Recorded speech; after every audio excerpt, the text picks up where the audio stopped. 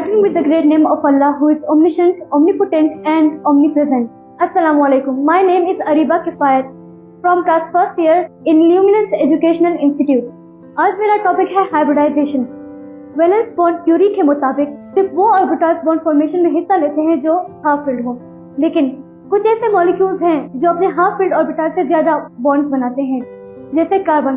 Carbon के electronic configuration के मुताबिक कार्बन में सिर्फ 2 हाफ फिल्ड ऑर्बिटल्स हैं, लेकिन जब हम CH4 मॉलिक्यूल को देखते हैं तो कार्बन ने हाइड्रोजन के साथ 4 बॉन्ड्स बनाए हैं, लेकिन VBT के मुताबिक कार्बन सिर्फ 2 ही बॉन्ड्स बना सकता है। तो ये क्यों?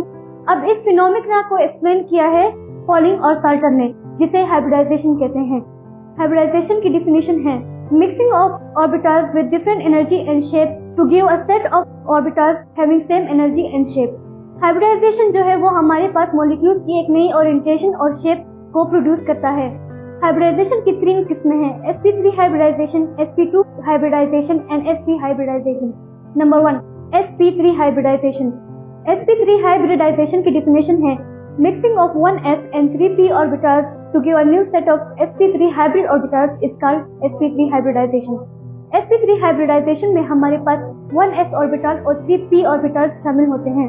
जैसे CH4 मॉलिक्यूल में जब हम कार्बन की इलेक्ट्रॉनिक कॉन्फ़िगरेशन को देखते हैं तो इसमें सिर्फ 2 हाफ फिल्ड ऑर्बिटल्स हैं। तो ग्राउंड स्टेट में जब 2s2 से 1 ऑर्बिटल जो है वो 2p को प्रमोट हो जाएगा, तो इस तरह एक्साइटेड स्टेट में कार्बन में हमारे पास 4 हाफ फिल्ड ऑर्बिटल्स हो जाएंगे।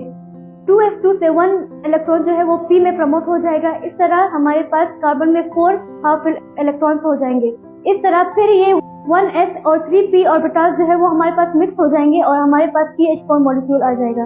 अब इस sp3 हाइब्रिडाइजेशन में हमारे पास एंगल हमेशा 109.5 डिग्री का होता है और हमारे पास इनका शेप sp3 हाइब्रिडाइजेशन में शेप हमेशा मॉलिक्यूल का है वो टेट्राहेड्रल होता है और इसमें s का कैरेक्टर 25% होता है और p का कैरेक्टर 75% होता है, जो मिलकर 100% बनाता है। अब हमारे पास हाइब्रिडाइजेशन की second type sp2 hybridization। The mixing of 1s and 2p orbitals to give a new set of sp2 hybrid orbitals is called sp2 hybridization। अब sp2 hybridization में हमारे पास 1s and 2p orbitals bond formation में part लेंगे, जिसकी example है ethene C2H4 molecule.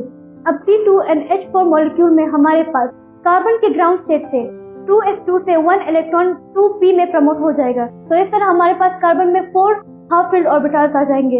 लेकिन अब sp2 hybridisation में हमारे पास 1s और 2p ऑर्बिटल्स कंबाइन होंगे और 1 ऑर्बिटल जो p होगा वो अनहाइब्रिडाइज्ड रहेगा और 1p अनहाइब्रिडाइज्ड रहेगा।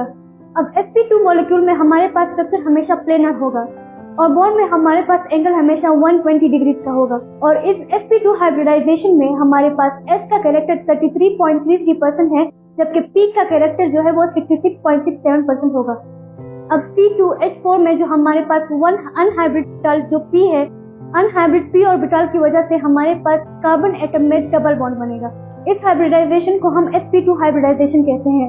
अब third type of hybridization sp hybridisation.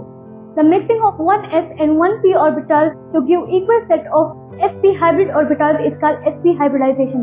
अब sp हाइब्रिडाइजेशन में हमारे पास 1s और 1p orbitals मिक्स होंगे। इसी तरह कार्बन के ग्राउंड स्टेट से 2s2 से 1 इलेक्ट्रॉन 2p में प्रमोट हो जाएगा। इस तरह हमारे पास कार्बन में 4 हाफ फिल्ड ऑर्बिटल्स होंगे, लेकिन इनमें से सिर्फ 1s और 1p मिक्स होंगे और बाकी 2 जो है वो हमारे पास अनहाइब्रिडाइज्ड ऑर्बिटल्स रह जाएंगे। sp हाइब्रिडाइजेशन में हमारे पास मॉलिक्यूल का स्ट्रक्चर हमेशा लीनियर होगा, इनका एंगल 180 डिग्री होगा और sp हाइब्रिडाइजेशन में हमारे पास s का कैरेक्टर 50% होता है और p का कैरेक्टर 50% होता है। लेकिन हमारे पास जो 2p अनहाइब्रिडाइज्ड ऑर्बिटल्स थे वो साइड वाइज ओवरलैप करेंगे और कार्बन कार्बन के दरमियान ट्रिपल बॉन्ड बनाएंगे। So this was my today's topic, hybridization. Thank you.